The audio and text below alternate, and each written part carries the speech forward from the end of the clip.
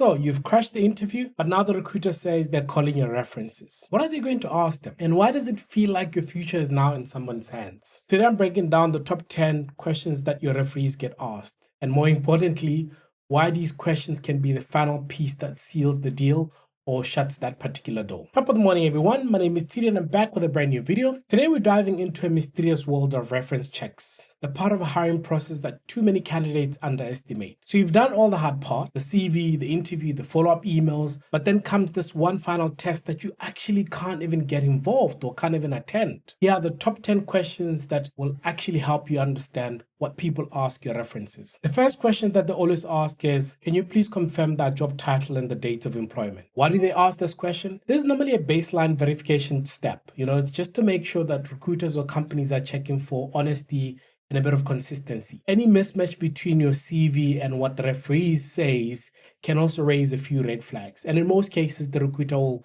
do a few follow-up questions if, for example, there is that inconsistency. Now, even something as small as exaggerating your job title from assistant manager to just manager can actually backfire, because this is the part where integrity actually starts in the whole process. The second question that they'll normally ask is, what are their key responsibilities? Why do they ask this question? They want to actually understand your actual scope of your work, not just what your job title suggests. Did you actually really lead that project that you spoke about? Or were you just part of the support team? A bit of context here is that employers are actually trying to match your real skills to the job they're hiring for. If the reference confirms hands-on experience with tools or tasks critical for the new role, you become an even stronger candidate. Remember, in the world of AI, more and more people tend to actually exaggerate some of their skills. Number 3, how would you describe their overall performance? Why do they ask this? This goes beyond just duties. It's about how well you did in your role. Recruiters are also looking for terms like high performer, consistent, reliable, or detail-oriented. The tone here also matters. If a referee sounds hesitant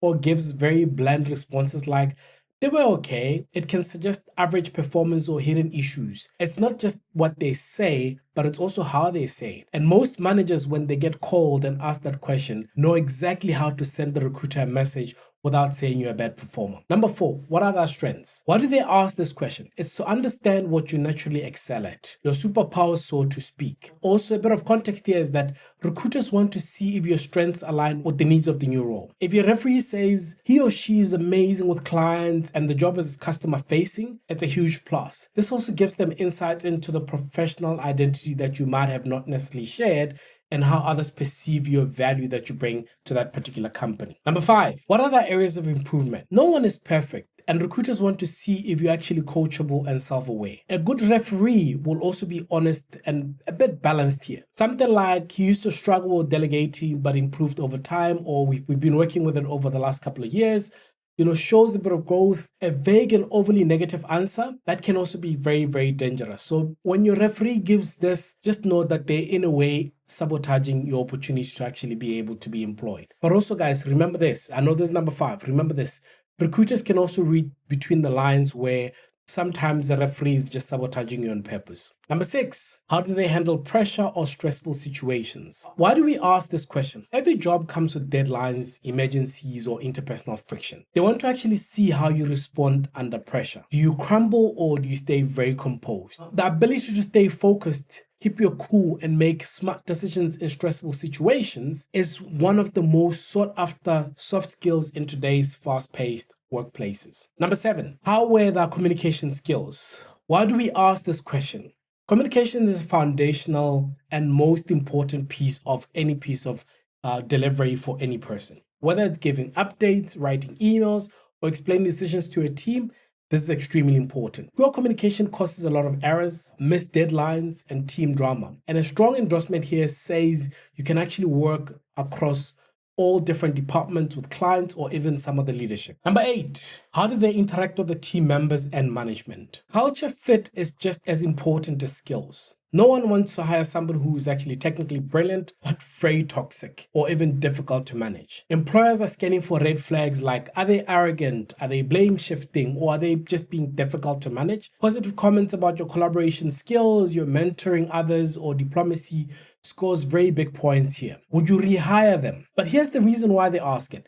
This question is gold. It cuts through the fluff. A yes means I trusted them. they added value, and I'll do it again. A no or hesitation speaks volume, because in some cases, they're not necessarily saying, I wouldn't want to hire them because they were horrible. They just say, well, for the right role, I would bring them back. In some cases, they're actually sending that little bit of message that says, no, they would never hire you again. Even if someone left on neutral terms, a reference who's unsure about rehiring you could actually make a recruiter pause and think something is there. And if they do not actually dig a bit deeper, they might actually end up making a decision not to proceed, not because you're not the right candidate. And number 10, is there anything else we should know? Why do they ask this question, or why do we ask this? This is an open-ended way of actually just uncovering the unspoken truths or golden praise. Some referees take this chance to actually highlight a special project, some leadership wins, or any stories that reflect your character. Others might actually reveal subtle concerns, or it's a wild card question with very serious weight. In most cases,